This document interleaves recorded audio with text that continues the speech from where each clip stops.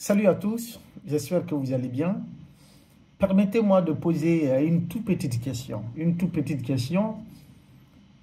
En tant que journaliste. Un journaliste reste un journaliste, même si nos médias sont fermés. On ne cesse d'exercer notre métier à travers les canaux que l'évolution de la technologie nous offre à travers Internet.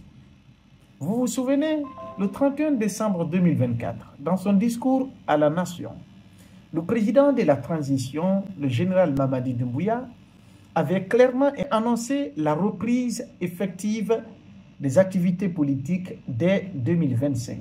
Même si aucune décision officielle émanant ni du CNRD ni du gouvernement n'avait acté l'interdiction des activités politiques. Néanmoins, nous lui avons accordé ce droit, ce privilège de s'exprimer en ces termes. C'est lui qui l'a voulu ainsi. Et il a déclaré solennellement, officiellement, que les activités politiques reprennent désormais sur l'ensemble du territoire national. Mais comment se fait-il que du 31 décembre 2024 à ce mois de mai, donc disons 5 mois après, qu'on interdise à un parti politique de tenir une réunion à son siège, qu'on interdise à un parti politique de tenir sa déclaration, alors que de l'autre côté, ce même pouvoir applaudit, n'est-ce pas, des militants, entre guillemets, qui se trouvent être embarqués désormais pour des raisons pécuniaires en faveur de ce pouvoir éphémère, ont tenu à faire dans la plus grande fourberie que la Guinée n'ait jamais connue, c'est-à-dire se servir des images d'un parti politique pour soutenir la cause de quelqu'un d'autre qui a évincé ce parti politique au pouvoir. Je veux bien évidemment parler de ces militants ou responsables du RPG qui se sont réunis dans un domicile privé il y a quelque peu avec justement des photos du président de la transition affichées sur des supports de communication qui contiennent également des logos du RPG Arc-en-Ciel. Comme quoi que le RPG Arc-en-Ciel a désormais un nouveau propriétaire, un nouveau patron qui s'appellerait Mamadi Doumbouya selon leur propre manœuvre, selon leur propre communication. Quelques jours après, un autre groupe se réveille du côté de Cancan et des illettrés pour la plupart, il faut le dire, que le régime d'Alpha, qui à un moment donné aussi avait fait dans la promotion de la médiocrité, a donné de la valeur à ces gens-là pour les faire accéder à des postes de responsabilité dans la région de Cancan, alors qu'ils n'ont aucun niveau d'instruction. Ce sont eux également qui ont déclaré officiellement, sans embâche, que le RPG désormais, en tout cas le RPG que eux ils sont en train de servir maintenant, serait désormais le parti de Mamadi Doumbouya, l'homme qui a promis de rendre le pouvoir après les 24 mois de transition au peuple de Guinée. L'homme qui a promis solennellement que ni lui, ni les autres acteurs de la transition ne feront acte de candidature à aucune élection en République de Guinée. L'homme qui a tenu à ce que ces engagements solennels soient matérialisés de manière légale et d'ailleurs réglementaire à travers justement l'adoption de cet article dans la charte de la transition qui fait office de loi fondamentale sous cette transition, à l'article 46, qui dit clairement que ni lui, ni aucun membre des organes de la transition ne feront acte de candidature. Mais voilà, malheureusement, dans la fourberie des Guinéens se réclamant du RPG, donc des militants reconnus du RPG,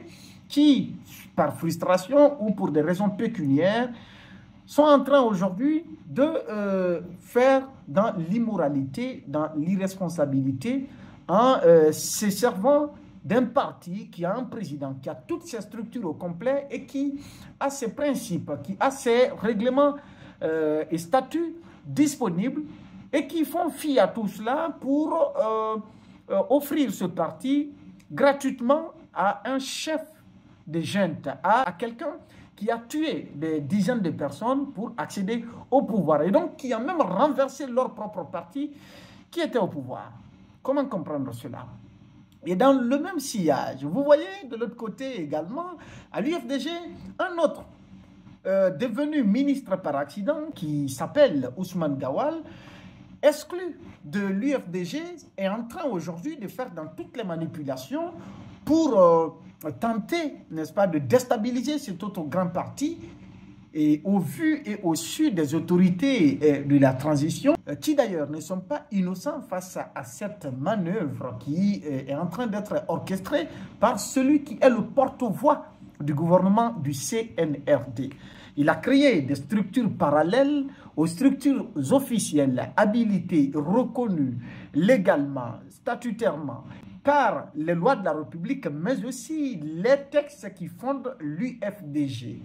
Eh bien, vous entendez parler des amis de Ousmane Gawal et de l'UFDG parallèle. Ceux-ci aussi également se servent des logos de ce grand parti pour semer le trouble, la confusion et la zizanie au sein de l'opinion publique. Au même moment, vous voyez l'un des vice-présidents très fidèle à son président qui est Elhadji Mamadou Cellou Dalein Diallo vient d'être également condamné par la Cour de répression des infractions économiques et financières du CNRD. Je veux bien entendu parler de M. Cherif Ba. Eh bien, il vient d'être condamné dans une affaire de 10 millions de dollars. 10 millions de dollars dont il n'a utilisé aucun centime. Eh bien, les faits sont têtus. Les traces existent également à la Banque centrale de la République de Guinée. Les 10 millions de dollars avaient été transférés sur instruction du président de la République d'alors, feu général Lansana Conté. Donc un transfert qui s'est effectué au nom et pour le compte du président et non de M. Cherif Ba. Mais là où c'est curieux également, il est condamné au remboursement de 10 millions de dollars et on lui impose également une amende de 5 millions de dollars. La même sentence l'inflige, n'est-ce pas, la récupération de tous ces domaines, de toutes ces maisons et tout. Quelle loi, quel jugement extraordinaire, n'est-ce pas?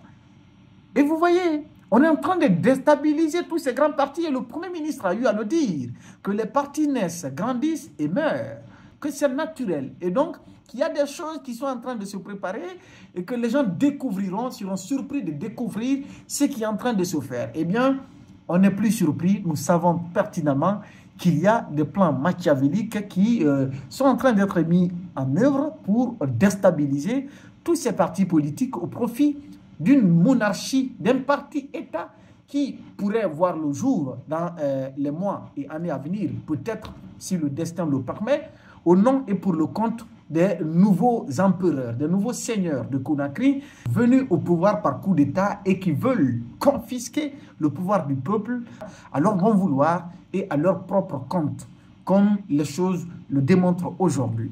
On pose la question, les activités politiques dont la reprise était annoncée en fin 2024, de quoi s'agit-elle exactement, messieurs les refondateurs?